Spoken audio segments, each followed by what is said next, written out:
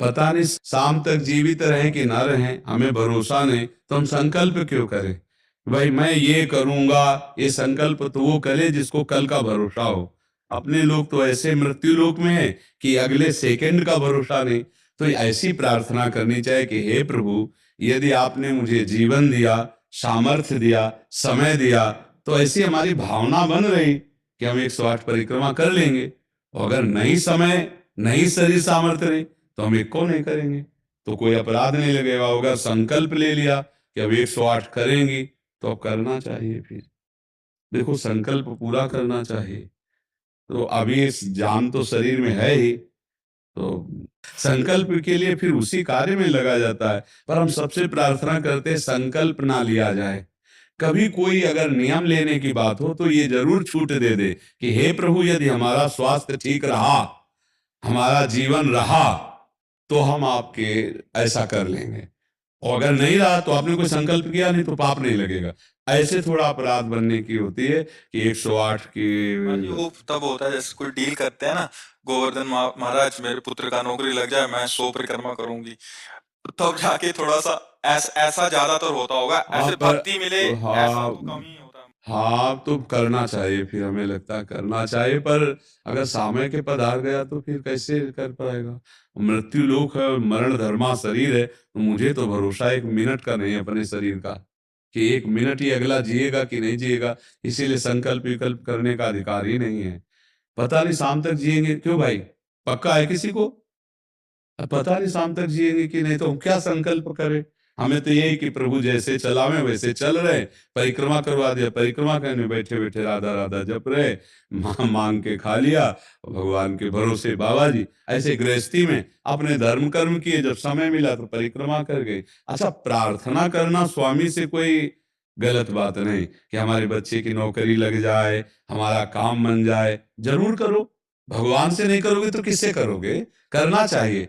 पर ये करके कि हमारी कामना पूर्ण कर दो, हम इतना करेंगे, फिर बंधन हो जाएगा। हम इतना क्यों करें, तुम्हारी परिक्रमा करेंगे, हमारा काम पूर्ण। स्वार्थी हो क्या? हमारे पिता हो, हमारे स्वामी हो, हमारी जरूरत है, मांग रहे कि प्रभु हमें एक संतान दे दो, हम आपको कुछ करेंगे। ये हम में बस नहीं, हमारे पास तो जो कुछ दिया हुआ सब आपका है नाथ। स्वाभाविक 108 परिक्रमा लग जाए, कोई बात नहीं। संकल्प मत करो, मांग जरूर लो, तुम्हें मांगना है। और छूट दे दो कि प्रभु यदि उचित हो तो ऐसा करना, अगर उचित ना हो तो प्रभु लाख बार मांगू तो भी पूरा मत करना। ये भक्तों की मांगे होती है, ये सत्संगियों की मांगे होती है कि नाथ मेरी आवश्यकता तो है, पर अगर आपको उचित लगे तो आप दे देना, और अगर उचित ना लगे तो मेरे मांगने पर भी आप ना देना। ये जब ये बात बनी रहती है कि जितना नाम जप होना चाहिए उतना नहीं होता, उतना ये बात तो हमारे में भी है। इतनी पीड़ा तो हमको भी बनी रहती है कि जितना होना चाहिए उतना नहीं होता। इतनी पीड़ा हम अपने गुरुदेव भगवान में भी देखी। एक दिन उन्होंने कहा क्या बताएं, जीवन निकल गया, छक के नाम जपने को नहीं हुआ, रात दिन मंत्र में नाम में लगे गए, रात दिन 10 वर्ष समीप रह के सेवा में रहे। तो देख, बोले क्या बताऊं, पूरी जिंदगी निकल गई, छक के नाम जपने को नहीं मिला। तो भगवत भजन करने वाले में भजन की इतनी भूख बढ़ जाती है कि रात दिन भजन करने पर भी उसको ऐसा अनुभव होता है कि जैसा होना चाहिए वैसा। यही अखंड भजन बनाता है, यही अखंड। पर इस अखंड भजन होते हुए भी रोना आएगा कि प्रभु मुझे भजन करने की रुचि दे दो। यही भजन, असली भजन का ही फल है। भजन करते हुए भजन की इतनी भूख होना कि भगवान से भजन ही मांगना कि प्रभु मुझे भजन करते। अभी वो भजन नहीं होता जैसा प्रेम से होना चाहिए। हर एक महात्मा को, हर एक भजनानंदी को अनुभव होगा। और ये अगर हुआ तो भजन अखंड होने लगेगा। क्योंकि हम जिसकी पीड़ा महसूस करते हैं उसको हम भूलना कैसे बर्दाश्त कर पाएंगे? तभी वो अखंड स्मृति कर पाता है। और जो संतुष्ट हो जाता है भजन में, वो भजनानंदी नहीं होता। जो भजन में असंतुष्ट और भोगों में संतुष्ट रहता है वही भजनानंदी कहा जाता है। अपनी बात कहते हैं, मुझे तो गुरुदेव ने संभाला, नहीं तो साधन भजन हो रहा था, पर वो अहंकार जनित था। जब गुरुदेव ने कृपा करी तो हमारे अहंकार को चकनाचूर हुआ। तब ये बात समझ में आई कि गुरु कृपा से मोक्ष मूलम गुरु कृपा। गुरुदेव भगवान साक्षात करुणामय प्रियालाल के स्वरूप हैं। वो जब कृपा करते हैं तो अहंकार नष्ट हो जाता है, और अहंकार नष्ट होते ही दैन्यता आ जाती है। और प्रियालाल को दैन्यता बहुत प्रिय है, और वो दैन्यता कृपा से ही आएगी। और गुरु के चरणों में आसक्त रहो। देखो, हम आपको गुरु महिमा की एक बात बता दें, जब हम कोरा कागज होकर गुरुदेव के चरणों में समर्पित होते हैं, तभी हमारी हृदय में लिखा पढ़ी सही होती है। हम लोग क्या होते हैं, पूरा कागज रंगे हुए पहुंचते हैं और अपनी बुद्धि लड़ाते हैं गुरुजनों पर, इसीलिए हमारा काम बन नहीं पाता। यदि हम बच्चा बन के गुरु के चरणों में जाएं, जैसा बोले वो वैसा करने लगे, तो गुरु को भी पता नहीं चलेगा, ऐसे शिष्य की उन्नति हो जाएगी अध्यात्म की, क्योंकि उसने उनको भगवान माना है। देखो, एक हम प्रसंग कई बार सुना चुके हैं, एक उड़िया बाबा ने सुनाया था प्रसंग कि एक बंगाल के भगत के मन में आया कि मैं गुरु बनाऊं, तो एक प्रसिद्ध थे काली के उपासक उनके पास गए। वो मदिरा पीते थे, वो जानते नहीं थे, वो मदिरा पिए हुए बैठे हुए थे। उन्होंने कहा, गुरुदेव, मैं आपको गुरु रूप से वरण करता हूं, मुझे मंत्र दे दो।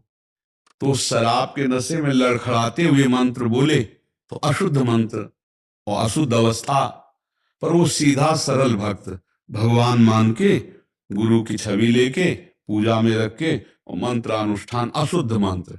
1 साल ही हुआ कि मां भद्रकाली प्रकट हो गई, काली, और उनका बेटा तेरा गुरु ढोंगी है। तो उनका, मां, पहली बात तो आप गुरु को ऐसा ना बोले, गुरु हमारे परम ब्रह्म है, आप ऐसा ना बोले।